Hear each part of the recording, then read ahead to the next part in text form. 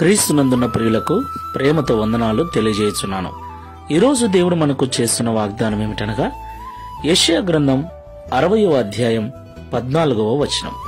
నిన్ను తృణీకరించు వారందరూ వచ్చి నీ పాదముల మీద పడెదరు.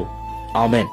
నా ప్రియమైన సహోదరి సహోదరులారా, ఈ లోకంలో జీవిస్తున్న మనమందరం కూడా మనలో ఉన్న లోపాలను బట్టి, బలహీనతలను బట్టి, చేసిన తప్పులను బట్టి, వచ్చిన రోగములను బట్టి, ఇలా అనేక కారణాల వలన ఇతరులు మనల్ని తృణీకరిస్తూ ఉంటారు, తూలనాడుతూ ఉంటారు, వ్యతిరేకిస్తూ ఉంటారు, దూరంగా పెడుతూ ఉంటారు.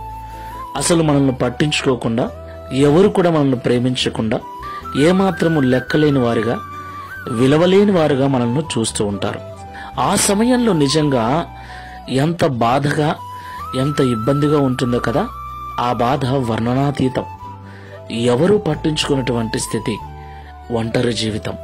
అయితే దేవుడు అంటున్నాడు, ఎవరైతే ఈ లోకంలో నిన్ను తృణీకరిస్తున్నారో ఒకరోజు వారందరూ వచ్చి నీ పాదముల మీద పడతారు అని.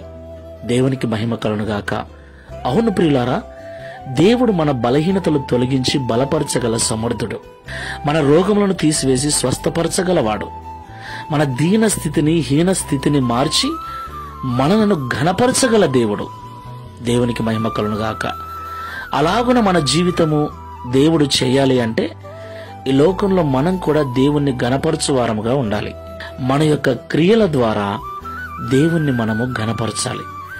ఎవరైతే దేవుణ్ణి ఘనపరుస్తారో దేవుడు వారిని ఘనపరుస్తాడు. ప్రార్థన చేసుకుందాం. కృపాసత్య సంపూర్ణమైన ప్రభువా, మీకు స్తోత్రాలు చెల్లిస్తూ ఉన్నాం.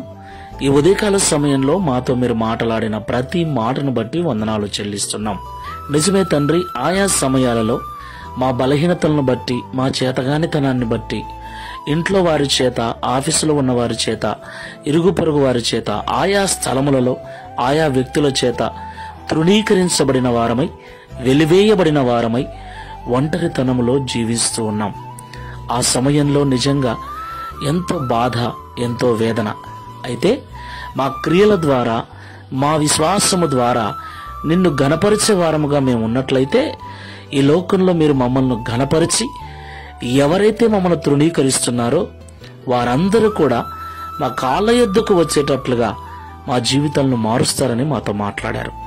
ఈ ప్రార్థనలో ఏకీభిస్తున్న వారిలో ఎవరైనా అలాంటి దీనస్థితిలో ఉన్నట్లయితే, తృణీకరిస్తున్న వారి మధ్యలో, వెలివేసిన వారి మధ్యలో ఘనంగా బ్రతుకుటకు సహాయం చేయమని, తద్వారా ఈ దిన వాగ్దానమును మా అందరి జీవితంలో నెరవేర్చి మీ నామమును మహిమపరచుకునమని యేసు నామములో ప్రార్థిస్తున్నాము తండ్రి.